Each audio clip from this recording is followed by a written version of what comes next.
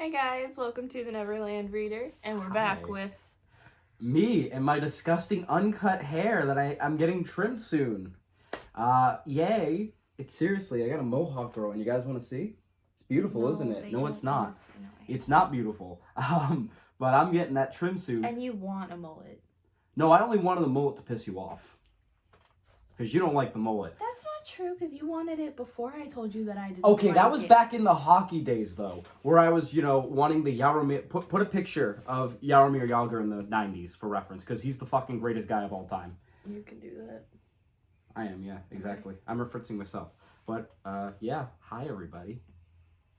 What are we doing today? Oh, yeah, I'm announcing again? Okay, well, I guess we kind of have to re-explain it for people that haven't seen the January TBR. Last time on the Neverland Reader. Every month, he picks out a TBR, a way for me to pick my TBR.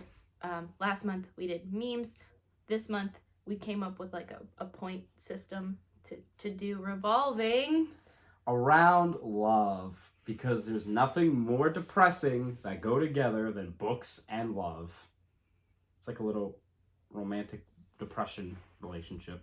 But either way, basically what I'm doing is I'm having her read books that she might think she loves. So, my point system for this, if she likes the book, it's going to be 1 point. If she loves the book, which is the point of, the month of love, kissy kissy, I love this book and all that fun stuff, she gets 2 points. And she's going to get double points, so 4 points if it's a book that if it's not a book that she already knows she loves, because she has a couple rereads in there. Yeah. So if it's a book that she's never read before and she loves it, that's worth 4. That's love at first read. But if she hates the book or finds it disappointing, that's like -2.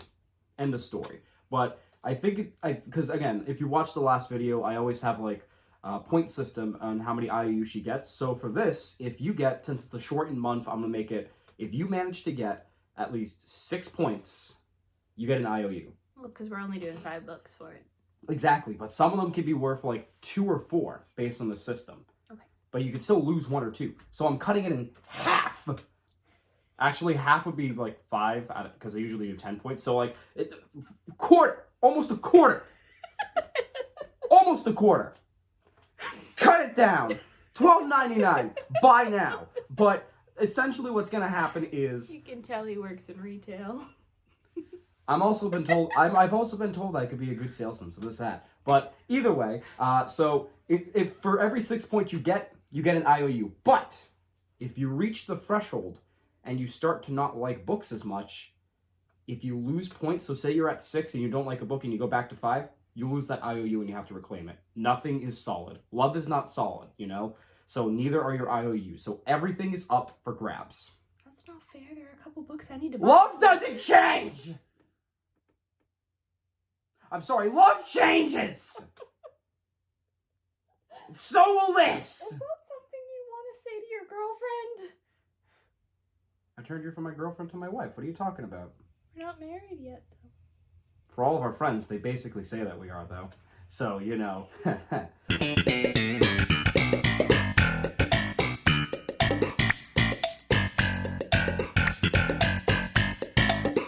Alright, so basically, I've chosen 5 books, one of which is a reread, which I think is cheating a little bit, but he said I can count it. Yeah, one of them is a reread. The other one is technically a reread, but it was a childhood favorite, so I'm not gonna count that as a full reread. It's kind of a refresh, so right, because I don't remember anything about it. I'll count it under the I'll count it under the 4-point umbrella. Okay. Since it's been a while since you were a kid. Actually, it'd be worth even more as a reread because you read it so long ago that you don't know if you love it still or not. So you know what? Fuck it. I am gonna put it under the 4-point umbrella. Okay. So there you go. It's gonna stick under that. And then I have 2 books that I think I'm really gonna love. And then I had this one pick a book without telling me what it was because I kind of love him sometimes. What is your book, babe? You haven't told me what it is yet. I gotta go pick that. You haven't picked it out yet? No, I picked it out. I just don't remember where it is in the shelf. It's definitely on this one. Pretty sure it's on this shelf. So for those of you that don't know, we'll get a picture afterwards, I'm sure. But what she does is any book that either of us haven't read yet, she flips over so we don't see the spine. Yeah. And it's basically like, she learned this from some booktubers. I forget the names. Holly at Holly Hearts Books, she does it as a way. I know I'm gonna get comments in it if we include the picture, but basically I'm pretty visual. So when it comes to like books that I haven't read yet, we keep them flipped around so you can't see the spine, and then as you go, you flip them over like after you've read them, and it's basically like coloring your bookshelf. The more I look at it, the more depressed I get because I just realized most of this bookshelf that's filled in is her. No, yeah. Yeah. Oh, okay. I How thought many? you meant, How many books have I read? Because you know what's really funny Oh, is that fuck. some of the books that where the spine isn't showing, I have actually read, and we're still waiting on him to read, like Scythe. I don't read. I used to read a lot as a kid, but you know how the and saying goes. Star Wars Shakespeare, But you know how the saying, Morty. which is a tiny book. There's no reason he shouldn't have read it. Well, I'm also busy with put all 4 channels here, please. Thank you. I'm just saying. But either way, I'm looking now, and you know what they say about like kids that read a lot and like I guess are smart by school standards. You know how depressed they get and lose interest in everything. That's me. I'm that kid. Well, one of these books you can cross off your to-read list because we're gonna read them together. Oh, we'll have to explain that. Yes. So why don't I go pick out the book? This is gonna be cut, but oh, it's a wet towel. What's this about, babe? It's the Dark Crystal. Shadow of the Dark Crystal. This is the prequel. This is what leads up to the Dark Crystal, and also is, if I remember, you can't. This sucks. this is basically like the novel. I think these novels came before the TV show on Netflix, but this is the prequel to the Dark Crystal. What happened to the Gelflings and the events leading up to the Dark Crystal? This was in 2016, so yeah, this was before the TV show. I think it was around a little bit before production started. Yeah. But that when show did I watch the movie, babe? I don't know what's more depressing, the fact that you fell asleep during the first watching of the movie, I'm sorry. or also the fact that I just realized they canceled the show, so we're never getting a season 2. Yeah. Fuck you, Netflix! When did I watch the movie, babe? When you first watched the movie? For the first time. So, she was tired from work when we first started watching the movie, and not even 20 minutes in, she fell asleep. We haven't even finished the movie. No, yes we No, have. we did. Because we watched it in 2020. Towards the end of 2020, and that was the first time I have ever watched it. At least I've seen Labyrinth. She didn't really like it. That's not true. I like Labyrinth better, but I like it. Okay, what book are we reading together? Am I talking about this? Yeah, Oh. because I want to see if you know what it's about. I have it behind me. Me behind us? Oh, you were prepared. Fuck. I've already read this twice, and I'm making him read it for... Well, this one won't be for the video, but there's... Another thing in April. Another thing that we were planning on doing in February, but now it's going to be more towards April because April's our anniversary month. And also because it was originally in February, but for those of you watching this now, you would realize that I'm part of the game dimension and I'm having a hard time getting everything back on track. So there's that. So am I explaining this one? I want to see if you know what it's about based on what I've already told you. Oh, Jesus fucking Christ. Jesus fucking Christ. You want me to explain this? I want to see if you know what it's about. Okay, so Get a Life, Chloe Brown. Chloe Brown is a... No, you have to guess first. Okay, so from what I'm guessing, based on my knowledge of this book, this is your favorite part of the whole video, isn't it? I'm the unprepared one. Okay, so she's chronologically ill from my first cheat that I just tried a second ago, and she's a fucking nerd. She's chronically ill, not Chronic... Oh my god! I'm tired. You can't see it, but I'm tired. I feel like I'm tired. Do I look tired? Yes. I think I look tired. A little bit. Oh no. The effects of the cough are still kicking in. I'm sorry. No, I think you're just put on the spot. Yeah, okay. So, she's chronically ill and is a fucking nerd. So, depending on what you consider to be worse to have is up to you, but she's both of them. Anyways, she meets this guy. We got that because the first sentence in the synopsis is she's a computer geek. They just saw it, but either way, can you see it? I don't know. So Thor lookalike over here, Chris Hemsworth, is her love interest, I'm sure. And where is this set? Like the South, the North? This is important. England? I think it's in England. England? It's not in the U.S. Uzbekistan. It's in Uzbekistan. So they meet in Uzbekistan, and they like to fuck, and they got this. Hold on, not to like, you know, take away from the story, but this is like the second pussy in this book. But so either way, so they like to fuck and they meet, and I'm guessing they have nothing in common, and they fall in love over sex and just the fact that she may die. I don't know. Is that how that works? No. And this is it's by Talia Hebert. Hubert. Oh my god. Okay. Absolutely charming, a flawless balance of humor, heat, sweetness, and depth. I loved every page. Helen Hoang, USA Today bestselling author of The Kiss Quotient and The Bride Test. You're gonna get canceled, motherfucker. I did it good. Okay. I want to see if I got it right. I want to see if I got it right. What it's really about. First of all, being chronically ill does not mean death. This is not John Green. Fuck you. I've seen plenty of other shit. Like anime. Okay, let's see how right I got this, though. First of all, this follows our main character, Chloe Brown. I got that right. Who is chronically ill. I got that right. Because I believe she has, if I'm remembering correctly,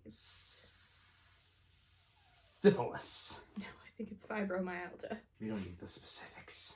Yes, we do. We don't. Because if I'm wrong, I'm going to feel stupid because I've already read Chloe it twice. Brown died? No. What the hell? This is the prologue and it's already telling me she died. What? Okay, this is about Chloe Brown who has a near-death experience. I didn't expect that. I'm batting 2 for 3 right now, though, so that's a plus. She has a near-death experience where she almost dies, and in that moment, she realizes how little she's actually done with her life.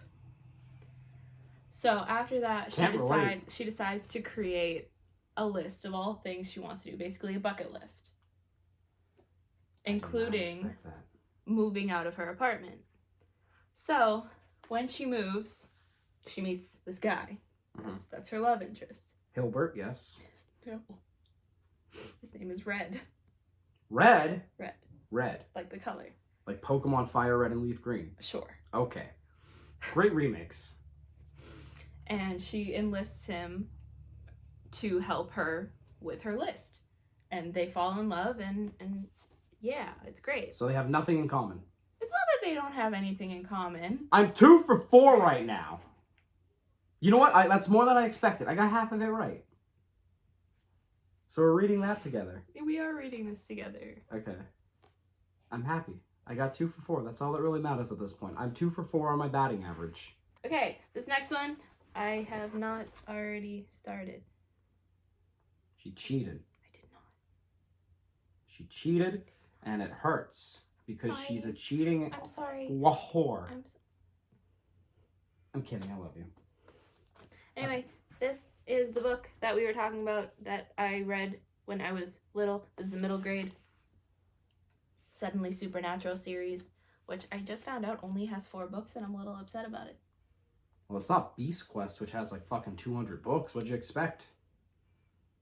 That was a childhood series that I used to read. Beast Quest? Does anybody remember that? Beast Quest by Adam Blade? I never read it. That's like 2... Well, of course you didn't. You didn't get it at the Scholastic Book Fair at... I was a poor kid, school. okay? I was poor too. I was trying to go for the big book. This was $2. $2 for Sepron the Seed Serpent, which was the second book in the series, not the first. So I had to get the second. Furno wasn't there. Furno was not there yet. But Sepron the Sea Serpent is a good book.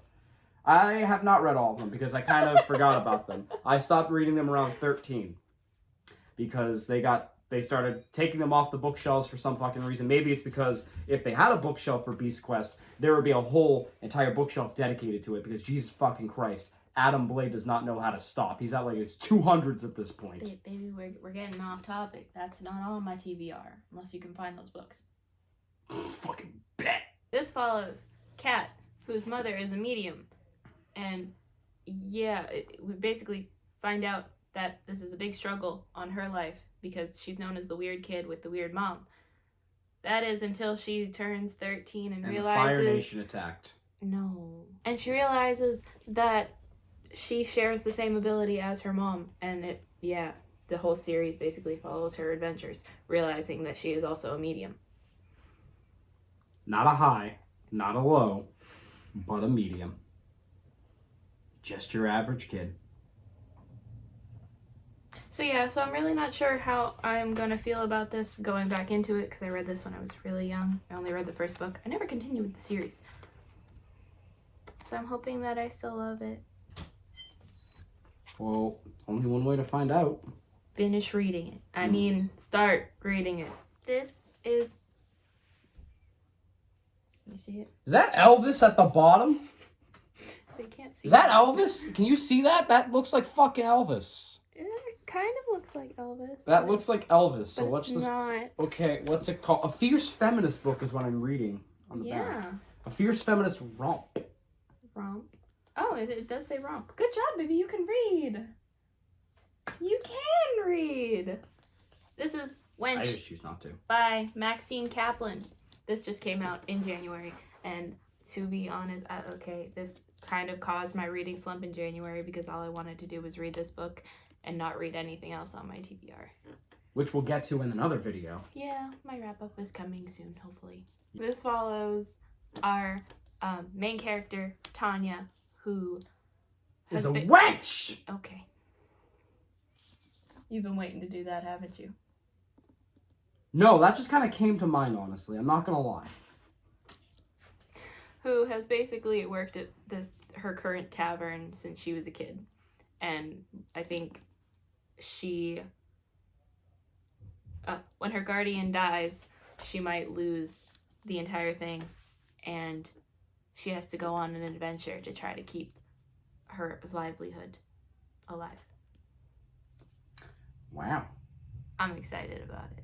I want to read it. She's going to lose it all, isn't she? And I'm hoping this is going to be one of the first books I read in February because I kind of want to squeeze it in for the medieval-a-thon that is going until the 10th. Well, I mean, that kind of works because, you know, wench. Wench. A medieval term. Yes. That's the point. With Elvis Presley. It is not Elvis Presley. That's fucking Elvis. It kind of looks like Elvis. It's Elvis. It is not Elvis. It is Elvis. It is not. It's definitely Elvis. Also, it's pretty. Actually, you want to read it? I read the synopsis? Yeah. Okay, so the next book, I'll insert a picture because I actually have it on audiobook.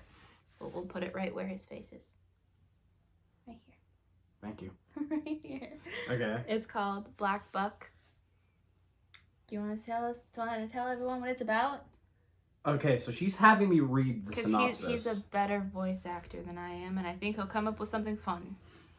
For fans of Sorry to Bother You and The Wolf of Wall Street, a crackling satirical debut novel about a young man given a shot at stardom as the lone black salesman at a mysterious cult-like and wildly successful startup where nothing is as it seems. There's nothing like a black salesman on a mission. An unambitious 22-year-old Darren lives in a Bed-Stuy brownstone with his mother, who wants nothing more than to see him live up to his potential as the valedictorian of Bronx science. But Darren is content working at Starbucks in the lobby of a midtown office building, hanging out with his girlfriend, Soraya, sore wheat thins, eating his mother's home-cooked meals. All that changes when a chance encounter of Rhett Daniels, the silver-tongued CEO of Someone, NYC's hottest tech startup. That's the fucking dumbest tech name I have ever fucking heard in my life. This is spelled SUMWUN, and it's called Someone. Who wrote this? Mathieu Escarpur? That is the dumbest fucking tech name I've ever heard. What the fuck? Mateo. Why did I read it like Mateus? I'm sorry. I'm thinking hockey right now. Hockey's in like less than an hour. I'm sorry. But either way, back to my rant. You're not off the hook because I accidentally was thinking about hockey. It's Someone, that's like Cat in the Hat wordplay. It's clever, but fucking stupid. You're on my watch. Anyways, results in an exclusive invitation for Darren to join an elite sales team on the 36th floor. After enduring a hell week of training, Darren, the only black person in the company, reimagines himself as Buck, a ruthless salesman unrecognizable to his friends and family. But when things turn tragic at home and Buck feels he's hit rock bottom, Morty, he begins to hatch a plan to help young people of color infiltrate America's sales force, setting off a chain of events that forever changes the game.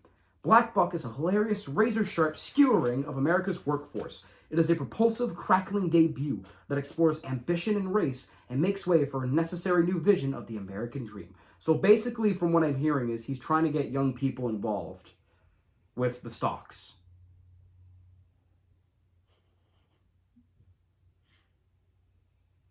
It's fucking GameStop! I don't know. I saw it at work. It looked interesting. I kind of want to read it, so I got the audiobook. So that's what I'm reading this month. You're reading just... if you want to read how the story goes, just look up the GameStop stock story. I will not do that. That's basically it. So, these are the 5 books, well, 4 books plus audio book that I'm going to be reading in February. I am going to be reading a couple more, obviously. I'm not just going to limit myself to 5. But February is a short month, and as we've mentioned in previous videos, we just got over Miss Rona. So I'm still trying to get back to work and figure everything out. So I also think I'm still suffering consequences of it, but I'm also anxiety filled, so please don't listen to me. Anyway, so I'm not going to push myself too much as far as reading, and whatever else I pick up. I'll talk about it in a wrap up or throughout the month. Is there anything else you want to say? I'm dead inside. Check out his channel too, because we are voice recording tonight. Right, babe? Yeah! Thank you guys so much for watching. Be sure to like it if you liked it and subscribe if you want to see more from me and sometimes him, I guess. Also, be sure to follow her Twitter. She forgot to mention that for all of her see, I forgot to include all of my socials in the last video. Step 2. Add socials after this recording. Okay, I'm sorry. I had so much to add to that last video, Mr. Include all my channels in the description. I'm sorry. I just had to throw up for a second. But either way, follow her Twitter. But do all that stuff she said. And Instagram. And Instagram, yes. Bye.